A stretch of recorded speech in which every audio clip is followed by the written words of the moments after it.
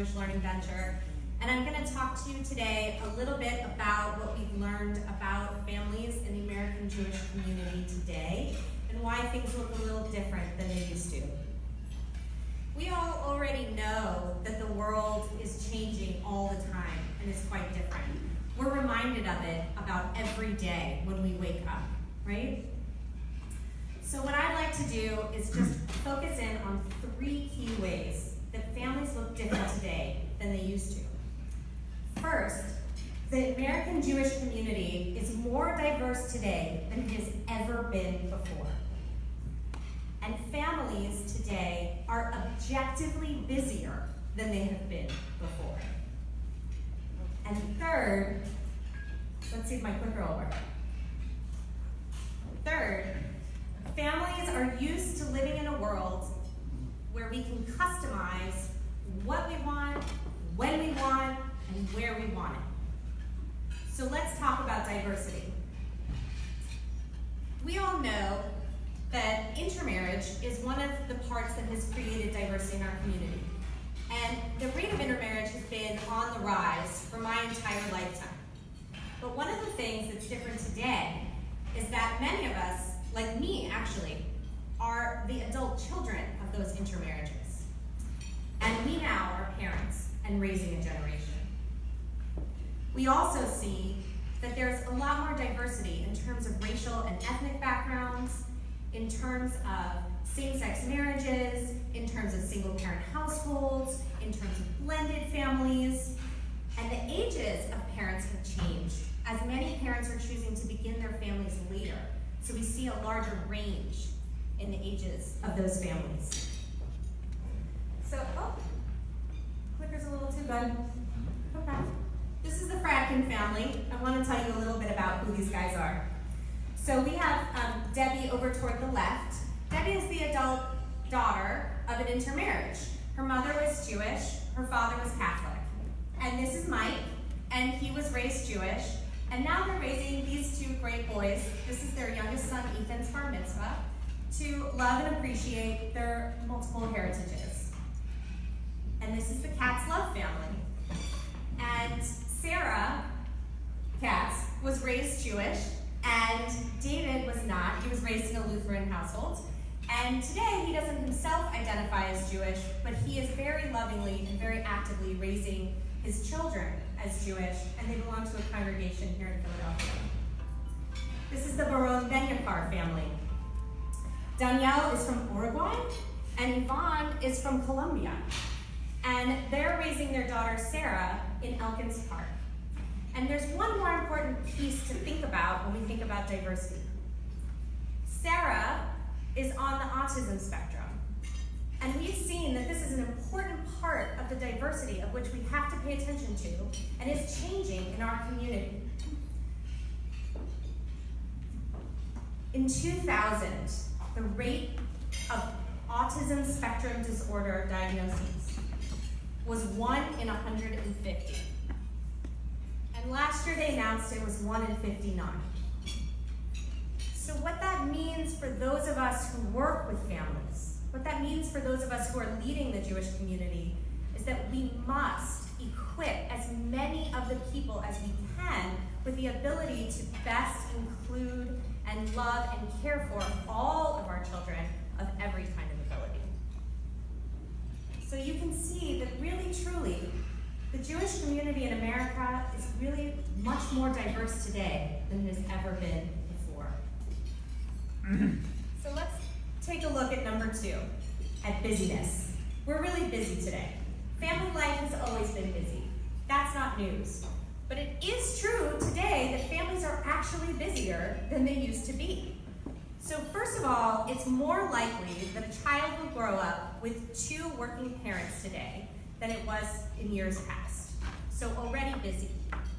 Add to that studies have actually shown, I find this absolutely fascinating, that parents, on average, spend almost twice the number of minutes every day in direct child rearing than they did 50 years ago.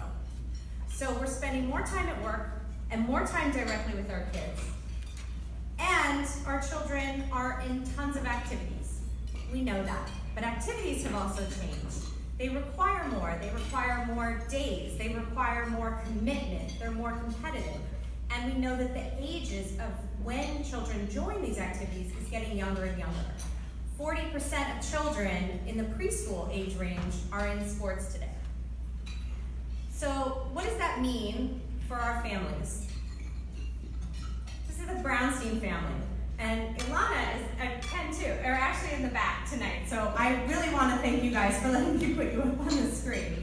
This is the Brownstein family. They live in my neighborhood. And Ilana, during the school year, is a full-time school psychologist, and Ken is a full-time auditor. Ilana also is on the Jewish Learning Venture Board and on the board of the Delaware County School Psychologists. They're both on their synagogue board right here, I believe. And what else did I know about you? Ken is a basketball player and is currently training to do a bike ride in Israel. And they're both in graduate school right now. And they're raising these great kids, Maddie and Noah. And Maddie this year was doing dance, and Noah and Maddie both did soccer. And they're busy, busy, busy. And Ilana told me their weekends are filled with their activities and birthday parties. When they can, they're going to Shabbat services and Jacob Philly programs. Busy, busy, busy. But what I want to make sure we understand about what this looks like for our families is that when I asked Ilana, and I think this is a pretty typical answer actually, tell me about the busyness. How does it feel? And she said, it feels great. We're happy. We're fulfilled. We're doing all the things that we love.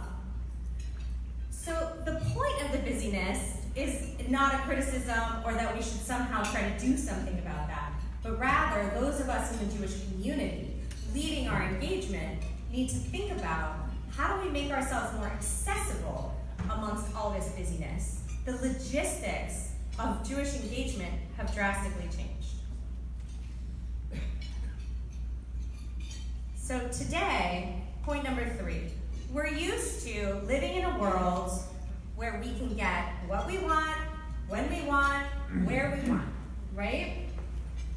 So one of the people who I think is really a great thinker about modern community today, his name is Casper ter Kuile, and he talks about the 21st century as an experience of unbundling. And the example he gives is the newspaper. Anybody remember a newspaper? Remember those? Yeah. So the newspaper, once upon a time, apparently was how we got our news. But the newspaper was about a lot more than news, right? The newspaper was how we got our personal ads, and the newspaper was how we found jobs, and the newspaper was full of games, and weather, and sports, and we could talk to members of our community in letters to the editor, and all kinds of other things, right? The newspaper was a bundled system of experience. And now, there's an app for that. Right? So we can get our weather from the place we like our weather best. I have no idea how many solitaire games exist on our phones, but they could keep us busy 42 hours a day. We can get dating apps and news apps and sports apps and whatever you want. It's all there and you can customize whatever you want. And even those of us who still get a paper, does anyone still get a paper? Yeah. Even those of us who still get a paper, I would argue, whether or not you intended it, you're part of this new system where you're customizing your life because you've opted for the newspaper over something else. There was a reason you got the newspaper and didn't give it up, right? Maybe it was nostalgic. Maybe you like that Sunday morning, lazy afternoon feeling. Maybe it's the smell of the paper. Maybe it's that you trust the paper better, but you're choosing something over something else and customizing your life. So, what in the world does this have to do with a Jewish family? No. This is the Drybush family. Sarah, when she was engaged to Dave, started learning about Judaism. She was not herself Jewish, thought it was really great, and decided to convert. And now they have these 3 cute kiddos. They have Ori and Izzy and Dove. And they're creating their own kind of Jewish family experience for these boys. So first of all, the boys all went to Jewish preschool, and they're going to congregational schools now. And as a family, they decided that Jewish education was really important, And even though one of the main passions of every member of this family is sports, they decided as a family they were going to prioritize their Jewish education, and they were going to show up every Sunday morning even when there was hockey or something else going on. But it goes a lot farther than that. So in addition to all those sports, in their words, they like to go to the Jewish Museum as a family because it's a way to connect with their spiritual heritage. They developed their own Tashlich experience for Rosh Hashanah, just for the 5 of them, and they do not go with their synagogue, and they do not go with a chavurah, and they do not invite friends to join them. They go just the 5 of them to do it exactly as they want, where they want, and how they want. And as you can see, they like karate. So this picture tells you a piece of their story, but they're missing a couple people. Somebody always has to take the picture. This is the problem with being the mom. All 5 of them do karate as a family together. Anyone who's studied a martial art knows that it's about a lot more than sports and fitness, right? So the karate is about discipline, there's a philosophy, there's principles, and so they are there for that kind of experience. And when they bring the boys together for family meals, Dave and Sarah work together to help the boys integrate these experiences and understand what they mean in their lives, so they can help them develop the kinds of identities that they're seeing, that they can, as a family, figure out their shared values, and they can make meaning in the world together. So we see that the world is a bit different. Families are more diverse, they're really quite busy, and they're used to having a world that's customized. But before we get too swept up in all the change, I'd like to point out this interesting quote I found from Jeff Bezos from Amazon, who says that people often ask him about what's going to be different in the next 10 years? And he says that's not really the most important question when you're creating strategies. The most important question is, what's going to be the same? So what's going to be the same for the Jewish community? There are a few things that are not going to change, right? And you probably already know what they are. The parents are going to love and care deeply about their children, always. That they're going to spend a whole lot of time and energy hoping and dreaming and worrying a lot about their children's future. And that they still need a village to raise their kids. We still need a lot of help. I'm telling you that as a mom. What's always been true and always will be true about the Jewish community is that it is one of our primary goals to nurture and raise our children. We raise mensches. That's what we do.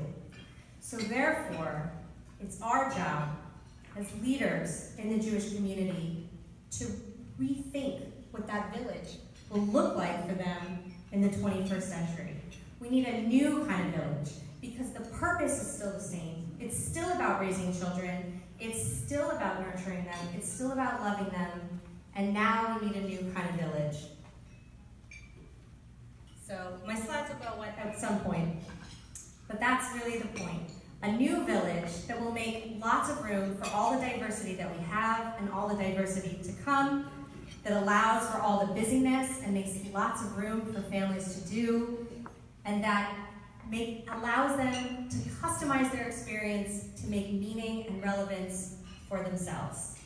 So we will stay focused on that goal of raising our next generation, because the Jewish community has always been here and always will be here to raise our children. We raise mensches. It's what we do.